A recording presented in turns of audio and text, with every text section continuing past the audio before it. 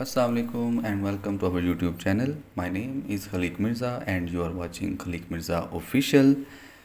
सबसे पहले उन तमाम तर स्टूडेंट्स को मैं वेलकम करता हूं जिन्होंने अभी यूनिवर्सिटी में एडमिशन लिया है और मेरा वो लेक्चर सुन रहे हैं। इसके साथ साथ मैं अपना इंट्रोडक्शन सबसे पहले आपको देता चलूं।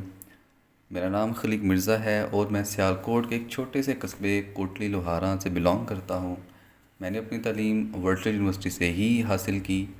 उसके बाद मैंने अपनी तालीम को जारी रखे हुए ही वर्ल्ड यूनिवर्सिटी को पढ़ाना शुरू किया था और आज 6.5 साल होने वाले हैं इस बात को कि मैं वर्चुअल यूनिवर्सिटी के स्टूडेंट्स को ही पढ़ा रहा हूँ और हमारे सैकड़ों स्टूडेंट्स हैं जो कि हमसे पढ़कर अब आगे अपनी लाइफ में बिज़ी हैं। इसके साथ साथ हम एक छोटा सा इदारा चला रहे हैं जिसमें हम काफ़ी सारे टीचर्स हैं जो कि वीयू की तमाम तर जो स्टडी प्रोग्राम्स हैं उनके एक्सपर्ट्स हैं, उनको डील कर रहे हैं। इसमें हम अपने तमाम तर स्टूडेंट्स को उनके करियर के मुताबिक कोर्सेज़ भी करवाते हैं, प्रोफेशनल कोर्सेज़ करवाते हैं ताकि वो ऑनलाइन अर्निंग भी कर सकें और घर बैठे अपने पैसे वगैरह भी कमा सकें और अपने जो भी अखराजात हैं उनको डील कर सकें। इसके अलावा ये कि हम स्टार्ट कर रहे हैं क्लासेस उन तमाम स्टूडेंट्स के लिए जो कि नए हैं, जिनको पढ़ने में दुश्वारियाँ आ रही हैं। उसमें specially first semester and second semester के स्टूडेंट्स ही होते हैं। तो आप में से जो मेरी वीडियो सुन रहा है, जो देख रहा है, उनसे रिक्वेस्ट है कि अगर वो पढ़ना चाहते हैं तो अपना नाम कमेंट सेक्शन में या फिर मुझे व्हाट्सएप लाजमी करिएगा। मैं अपना नंबर डिस्क्रिप्शन बॉक्स में दे दूँगा, तो कोई भी इशू होगा तो हम इंशाल्लाह उसको देखेंगे। एक गुड न्यूज़ है जो कि मैं आपको इसी वीडियो में देना चाहता हूँ कि हमारे इंस्टीट्यूट में पढ़ने वाले बच्चों का जो रिज़ल्ट रहा है लास्ट में, उसमें जो टॉपर्स रहे हैं उन्होंने 3.92 के साथ फरीदा हैं। सेकंड नंबर पर ज़ैनब अशफाक हैं जिन्होंने 3.87 CGPA लिया है। ये जो हमारे लास्ट अभी रिसेंटली जो रिज़ल्ट आया है उनके ये टॉपर्स रहे हैं। तो हमने अपने इस रिज़ल्ट को सामने रखते हुए ही आप सबसे ये बातें स्टार्ट की हैं कि आप भी हमें ज्वाइन करें और अच्छे मार्क्स के साथ अपना करियर का स्टार्ट करें, क्योंकि यही स्टार्टिंग में आपके जो सेमेस्टर्स होते हैं, फर्स्ट 2 सेमेस्टर्स हैं, इनमें आपका CGPA बढ़ने के चांसेस 100% होते हैं। उसके बाद जाके आपको इसको मेंटेन करना होता है या बड़ी मुश्किल से एक हल्का हल्का सा जाकर आप ऊपर गेन करते हैं। तो चलें, इतना ही आज के लिए। अब हम स्टार्ट करते हैं अपने लेक्चर को। तो हम स्टार्ट करेंगे CS 101 को, जिसमें जो है बुक जो है वो चेंज हो चुकी है हमारी।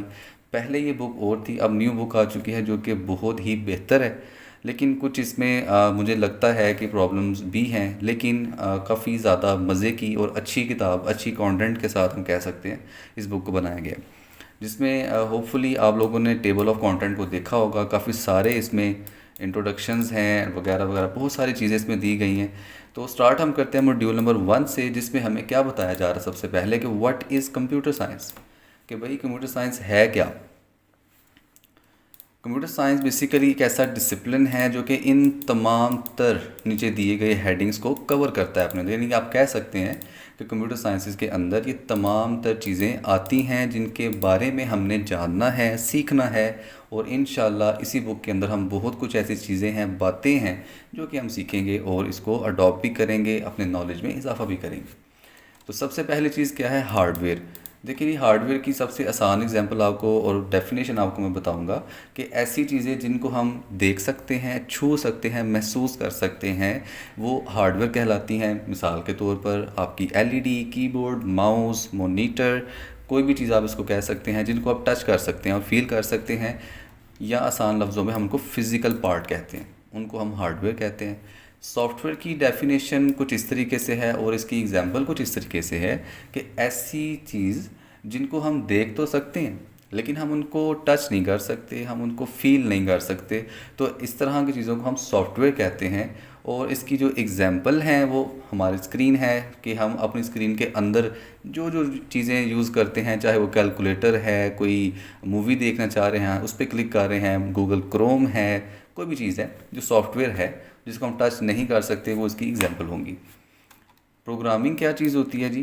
प्रोग्रामिंग के बारे में कह सकते हैं कि एक ऐसा प्रोसेस है जो किसी भी चीज़ को डिज़ाइन करने के लिए या उसको बनाने के लिए हम करते हैं, उसको हम प्रोग्रामिंग कहते हैं। मिसाल के तौर पर जनाब, आपने मोबाइल देखा होगा, जब ये मोबाइल टूट जाता है या इसको खोला जाता है तो उसमें एक ग्रीन कलर का बोर्ड निकलता है।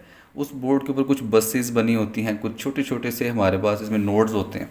तो इनको क्या किया जाता है, इसके अंदर प्रोग्रामिंग की जाती है कि भाई जब आपको एक काम करने को कहा जाएगा कि आप मोबाइल को शट डाउन कर दें, ठीक है, तो आपने इस बस से होते हुए इस तक जाना है, उसको एक मैसेज देना है कि भाई हमसे कहा जा रहा है कि भाई मोबाइल को बंद कर दें। तो आपने उस कोड को एग्जीक्यूट करना है और उसको उसके मुताबिक काम कर देना है। नेटवर्क्स क्या होते हैं जी? A network is a set of computers connected for the purpose of sharing resources. यानी समझ लें कि एक पाकिस्तान है, ऑस्ट्रेलिया है, अमेरिका है, कोई भी एक मुल्क ले लें, गांव ले लें, शहर ले लें, उसमें जो डिफरेंट कंप्यूटर्स हैं, इसका आपस में जो भी ताल्लुक़ है वो जुड़ा हुआ किसकी वजह से है? एक नेटवर्क की वजह से, जिसको हम लोग बड़ा ही आम नाम इंटरनेट कहते हैं जी।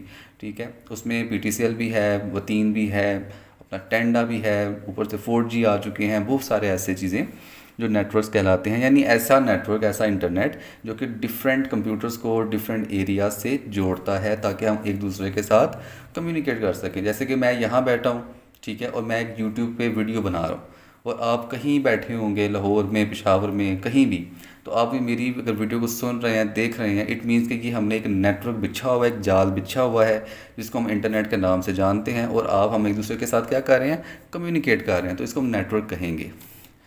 ग्राफिक्स बड़ा आसान सा काम है जी। ऐसी तस्वीरें जो कि हम देखते हैं स्क्रीन के ऊपर, चाहे वो मोबाइल की स्क्रीन हो, टैबलेट की स्क्रीन हो, मॉनिटर हो, कंप्यूटर हो, इसमें हमारे पास फ़ोटोज़ आ जाती हैं, फिल्म्स आ जाती हैं, वीडियो गेम्स वगैरह वगैरह, यानी ऐसी चीज़ें जिनको हम स्क्रीन पे देखते हैं, उनको हम ग्राफिक्स कहते हैं। रोबोट्स क्या होते हैं जी? रोबोट्स एक मशीन होती है जिसको इस तरीके से प्रोग्राम किया जाता है, तैयार किया जाता है ताकि हम उससे काम ले सकें डिफरेंट। मिसाल के तौर पर आपके घर में फ्रिज है, वो भी एक मशीन है, रोबोट है।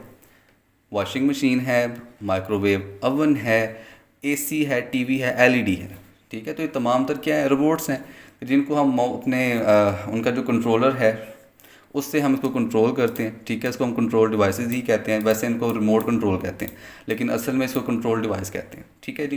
तो कोई भी मशीन जो कि जिससे हम लोग काम लेते हैं डिफरेंट, ठीक है, और रिमोट के ज़रिए हम इसको कंट्रोल करते हैं, उसको रोबोट कहते हैं।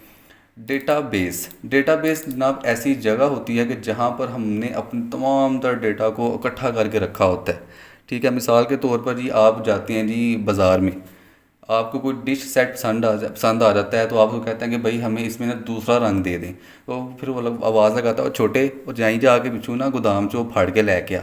तो बेसिकली वो क्या कर रहा होता है कि उस छोटे को वो गोदाम में भेज रहा होता है। गोदाम बेसिकली क्या है कि जहाँ पर वो डेटा पड़ा हुआ है, वो डेटा बेस कहलाता है।